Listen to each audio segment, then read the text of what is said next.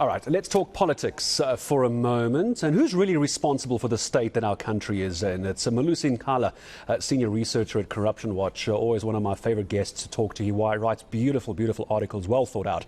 Saying this is Melusi, the revolution begins when we act with integrity and reject those who failed us. This article I'm talking about, Melusi says we must evaluate our own complicity in electing, listen to this, dishonourable, greedy, unaccountable persons into positions of power. So I've been looking forward to this conversation. He's made time to even come in and join us on the show this morning. Melusi, it's wonderful to have you back with us. I want to just cite something from the article, and I want you just to unpack this for me as well. It's right at the top of the headline as well. Let me just find it very quickly. We must evaluate our own complicity. We must hold ourselves responsible for what South Africa is now. Morning. Why do you say that? Good morning, Gareth, and good morning to the viewers out there. Thank you for having me here today. Essentially, you know, as anti-corruption activists, we often lament how power is abused by those who are in authority. So these are your politicians and other leaders of society. But seldom do we actually look at our own role as citizens. But I'm not talking about passive or active forms of corruption in relation to petty forms of corruption, of course.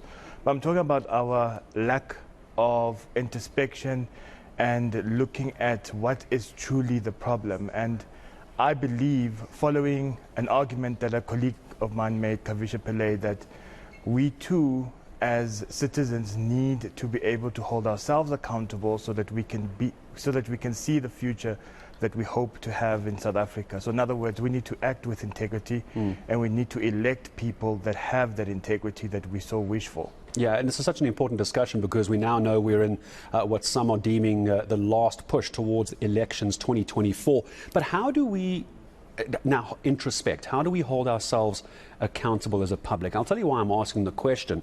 Because South Africans vote on promises. It's with a hope, if you will, really, that what is promised by politicians and electoral parties is what they're going to deliver on. So we're either being lied to or we're being taken for fools. Well, one of the points I raise in this opinion piece is that every system has its time and place. There was an era in humans' existence when we had to deal with a feudalism type system of governance. That means, you know, we had lords and serfs, and that was the kind of relationship. And that was followed by a capitalistic system or multi-democracy or multi-party democracy. And thankfully now what we see happening is the emergence of independent candidates.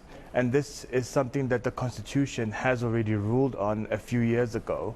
And the forthcoming elections, though it be it, you know, there are some flaws with the system, we will now be able to vote for independent candidates. But these relationships or these people that we are looking to vote for are people that we have common interest with, people that we hope understand our values and also espouse the morals that we hope to see in our society.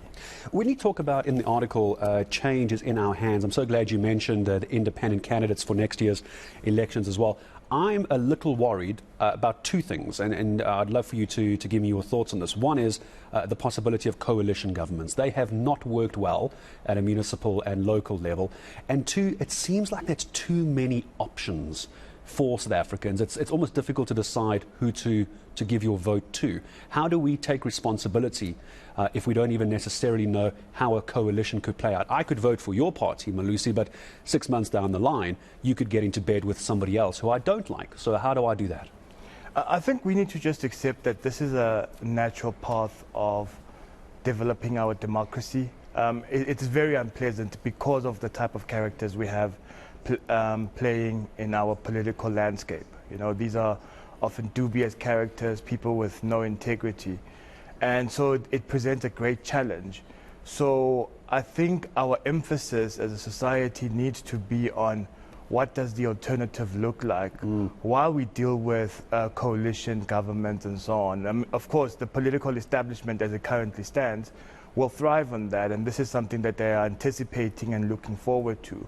But long term, what do we as a people want? And we need to accept that eventually these political parties, they will die out. It may not be in my lifetime, as it were, but it's something that's steadily happening.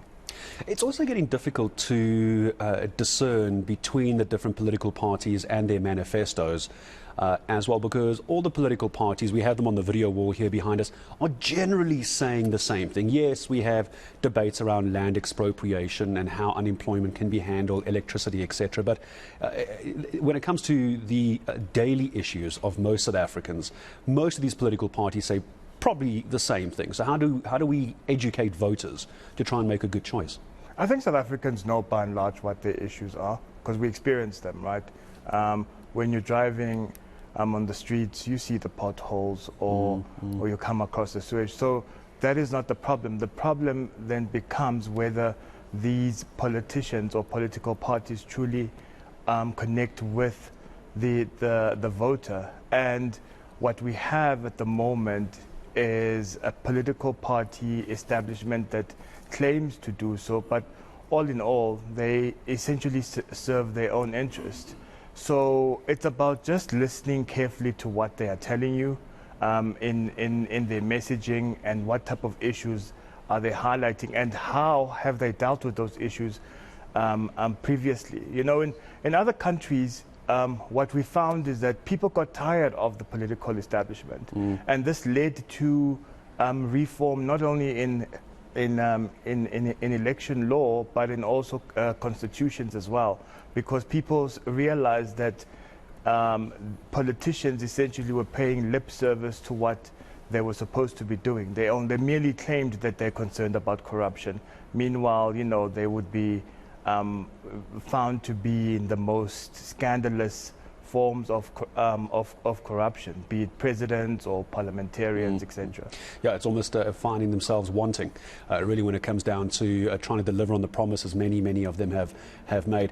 You also mentioned hot topics in the article as well. Just give me a sense of what you think those are going to be the hot button topics ahead of next year's elections. And what should someone who's undecided or never voted or doesn't want to vote, what should they be listening out for?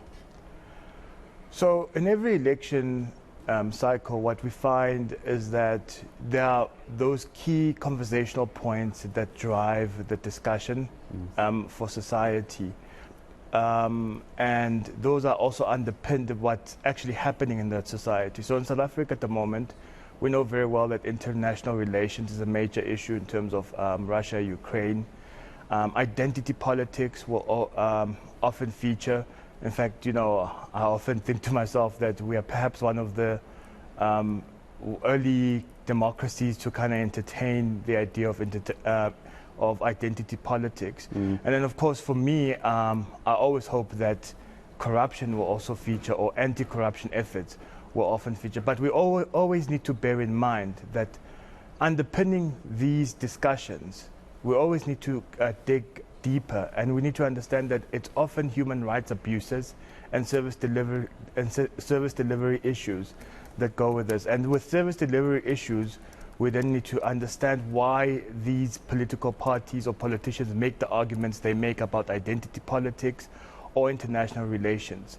When it comes to human rights abuses, we need to look at how our schools runs, how our hospitals runs, etc., and then link that to the main topics as well. So we always need to bring it back to what is your daily experience as an ordinary South African, and then vote according to that, and hope, as I was saying, and hope that the person, whether it's an independent candidate or a party, and whatever coalition that might look like, is actually able to fulfill that. Malusi, it's a wonderful article. I appreciate you coming in to talk to me this morning. Melusi Ncala, senior researcher at Corruption Watch. It's a wonderful article to read, great opinion piece.